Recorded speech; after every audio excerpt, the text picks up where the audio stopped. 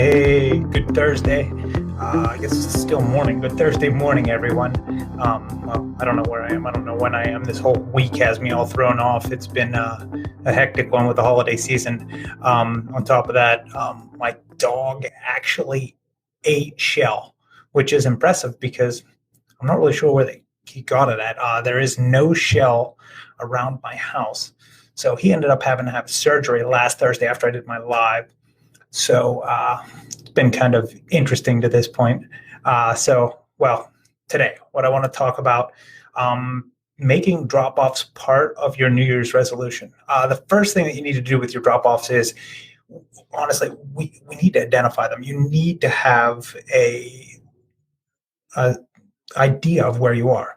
If you don't know where your drop-offs are, you don't know whether you're improving them. You don't know whether you're actually, hey, Tony, how's it going? You don't know if the steps you're taking are actually bringing about a change. Like it is, I can't even stress this enough. I did this. Like I did this for years. I had no idea what my completed plan of care was. I had no idea what my drop-offs were. Somebody mentioned it. I ran from it like it was the plague because, well, I really didn't like to talk about it. It didn't make me comfortable because I didn't know what I was talking about. Then when I did start measuring the numbers, it made me really feel bad about myself because they weren't good, folks. I wasn't doing a very good job.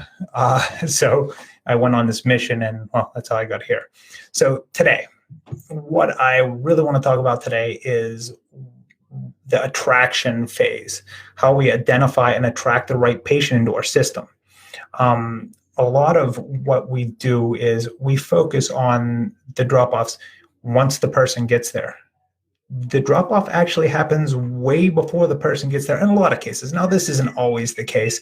Sometimes you screw something up, you mess up, you don't talk to the patient about something they really wanted to talk to you about, you're not addressing their goals. So there's a ton of factors inside. But right now, what I really want to talk about is the drop-offs that happen before you ever even get there. So targeting. So when we're targeting our patient, right, this is a whole kind of new thing for a lot of therapists. For a lot of years, we've had people just send us patients. So we really didn't have to do anything. Like they just showed up at our doorstep and we're like, oh, hey, great, we got a new patient, bring them in. So now things have changed and we're learning how to market. So when you're marketing, you just can't target anybody. You really need to be diving in. And actually, Alex and Will helped me a lot with this personally in my practice over the last couple of years. But you need that avatar. You need to know exactly who you're looking at, what your ideal customer looks like. So not only what do they look like, but where are they coming from? So now we're doing Facebook ads, you're doing free content on there. You need to make sure that the right message is getting in front of the right person. Crap, I didn't shut my phone off here. It's making all kinds of noise, sorry. But yeah, so you need to make sure that you're getting the right person to your facility at the right time. If not, they're going to drop off just because they don't fit. They're just not a good fit for what you do. And then it becomes worse than that. It snowballs on you. Because now they tell other people that you aren't that great. And so now maybe somebody that is a good fit for you is gone because you tried to bring the wrong person in.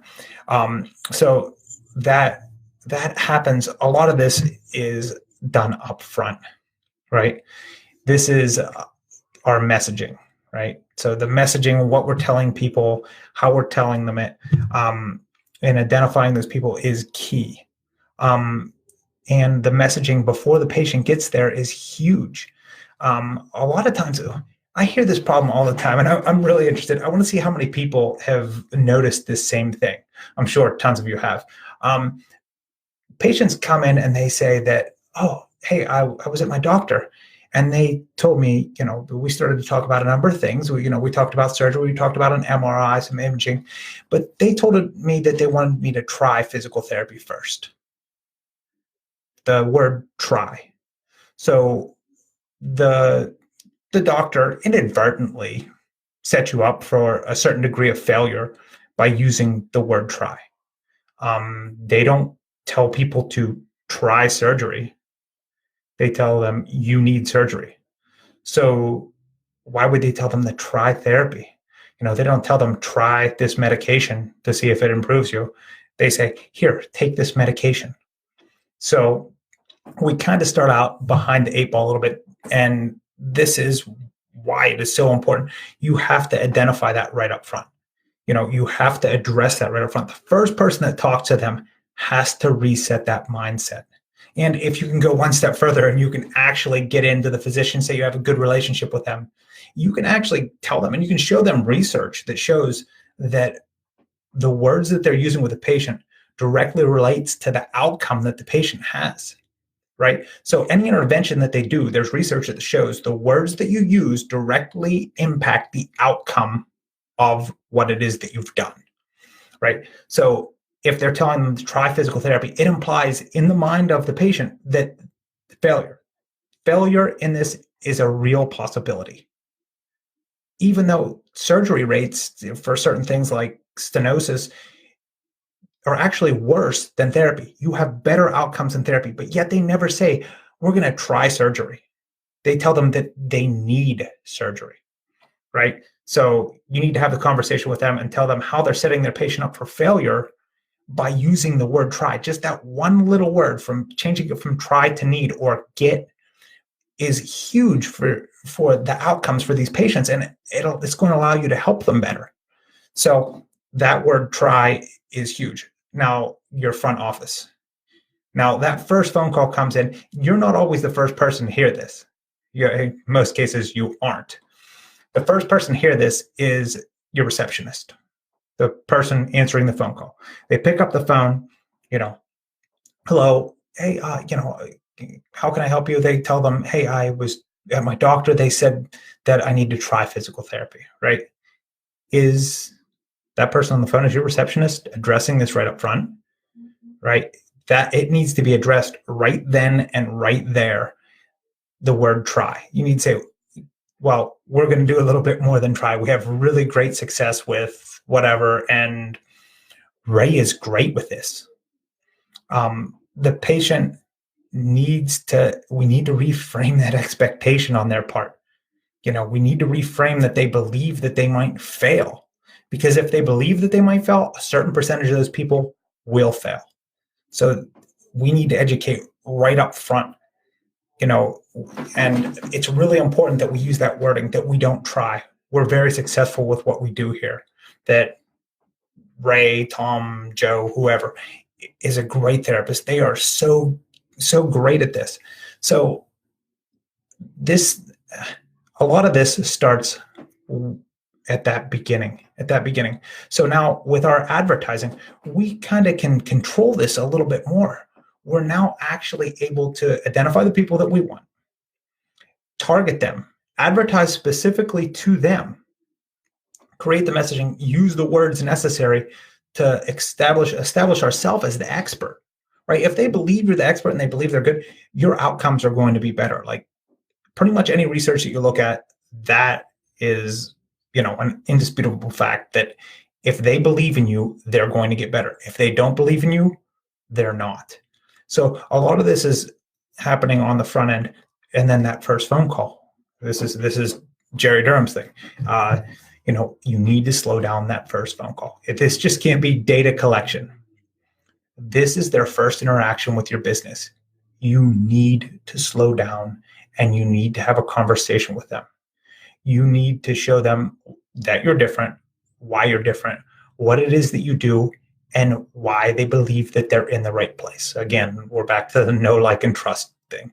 You need to use this opportunity to get them to know you, to get them to like you, and to get them to trust you. If you don't, your drop-offs are going to go up. Or they're not going to be as low as they should, because it is absolutely imperative that we slow that first phone call down and we create this relationship, because that's the only goal of all of this. The only goal of me, of my software, of the drop-offs, of Jerry's patient experience, of Alex and Will's advertising, or you're using Paul Go or Chad Madden. The only goal is to build a relationship with these people, is to establish yourself as the expert, right? So you need to use every opportunity. We're going to get into this a lot more. We're going to get into the advertising aspect of this a lot more. We're going to get into specifically within your clinic, the steps that you need to take to create this relationship, to create it, to maintain it, to foster it, to grow it. That is how you stop drop-offs, is by growing that relationship. And a lot of people, when I'm talking about drop-offs, they end up, their drop-offs, they say, everybody says that they're personal or financial. Well, actually, everything that we do is personal and financial. So if somebody's dropping off for personal or financial reasons, there's something else going on. They don't know you, they don't like you, they don't trust you, because we all know that those people are probably still going out to eat. They're probably still going to buy a new car in the next couple of years, or a newer car in the next couple of years. They're going to go buy a new television. They're going to spend money on stuff. What they're telling you is, I don't know you, I don't like you, and I don't trust you to get me better. I don't believe that what you're telling me is going to improve my life. So they drop off. That starts from the very beginning. That expectation, their first contact, when their doctor says to them, try physical therapy, wham, you're already in a hole. We've got to dig out of that hole. Then they call in, and the first thing we do is we just do data collection and get them on the schedule. Another missed opportunity. We just collected their data, scheduled them, and said, hey, we'll see you then, and everything's great. And then we drop off. Another big thing in drop-offs that we're going to really address and discuss is your EMR.